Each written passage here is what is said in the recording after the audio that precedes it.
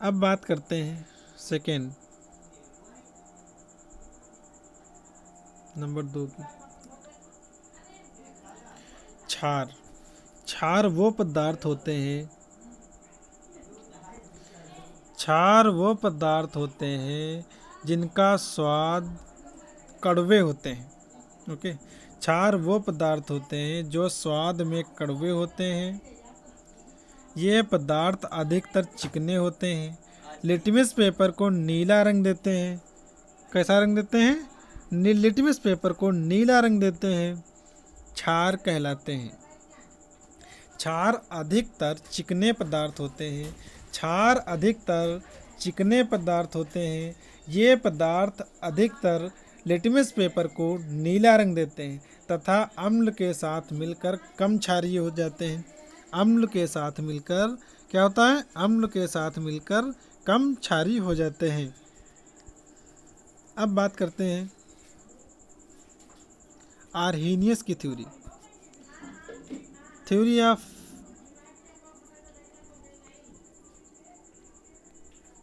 Arrhenius. Arrhenius theory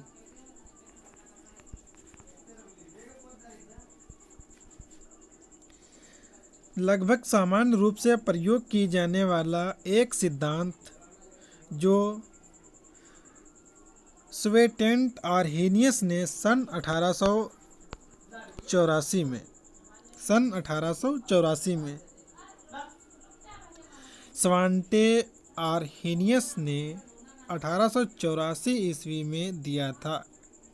Arrhenius सिद्धांत को। इस सिद्धांत के अनुसार अम्ल वह पदार्थ होते हैं जो किसी विलयन में टूटकर हाइड्रोजन आयन देते हैं, H+ आयन देते हैं। और दूसरे शब्दों में क्षार वो पदार्थ होते हैं जो हाइड्रोक्सिल आयन देते हैं, OH- आयन देते हैं। ओके, हाइड्रोक्सिल आयन देते हैं। उदाहरण के लिए जैसे हाइड्रोक्लोरिक अम्ल HCl, ये एक आर्हेनियस अम्ल है, ये एक एसिड है।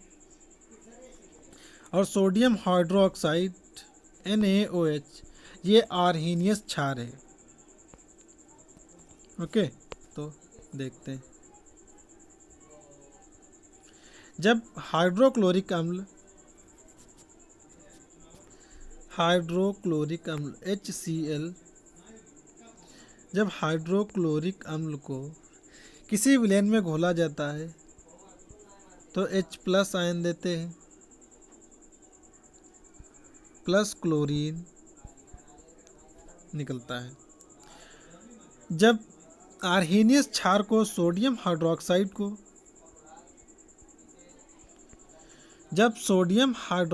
को किसी विलयन में घोला जाता है, जब सोडियम हाइड्रोक्साइड को किसी जलीय विलयन में घोला जाता है तो OH hydroxyl ion plus sodium निकलता है। ओके, क्लियर है?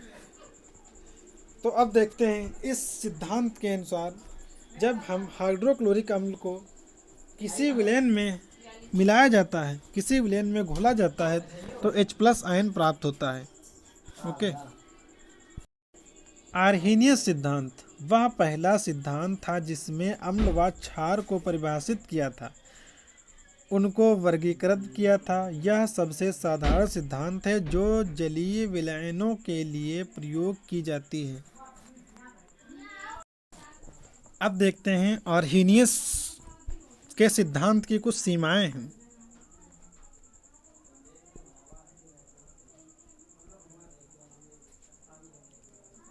सीमाएं। नंबर 1, अम्ल तथा क्षार को केवल विलयनों द्वारा ही समझा जा सकता है। अम्ल और क्षार को केवल विलयनों के द्वारा समझा जा सकता है, ठोस रूप में नहीं। याद रहे, ठोस रूप में नहीं।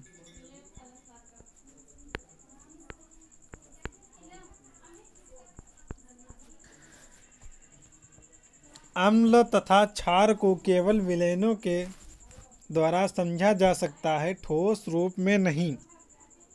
नंबर 2, यह सिद्धांत अजलीय पदार्थ जैसे NH4, NO3 आदि के अम्ल तथा क्षारीय गुणों को वर्णन करने के लिए असफल रहा है। ओके, अजलीय पदार्थ, जैसा कि मैंने आपको बताया, अम्ल तथा क्षार को केवल विलयनों के द्वारा ही समझा जा सकता है। ये पदार्थ अजलीय पदार्थ हैं, इसलिए इनके अम्लीय तथा क्षारीय गुणों को वर्णन करने में आर्हेनियस सिद्धांत असफल है। आर्हेनियस सिद्धांत के अनुसार विलयनों की अनुपस्थिति में अम्ल व क्षार के उदासीन होने का वर्णन करने में असफल रहा। आर्हेनियस सिद्धांत विलयन की अनुपस्थिति में अम्ल व क्षारों के उदासीन होने का वर्णन करने में असफल रहा। Okay, number 3। नंबर 4, बहुत से क्षारीय पदार्थ जैसे कुछ कार्बनिक पदार्थ, कुछ अमोनिया पदार्थ जिसके पास हाइड्रोक्सिल आयन नहीं होते हैं परंतु प्रकृति क्षारीय है। यह तथ्य आर्हेनियस सिद्धांत के द्वारा नहीं वर्णन किया जा सकता। ओके, समझ में आ गया? नंबर 4 हो गया।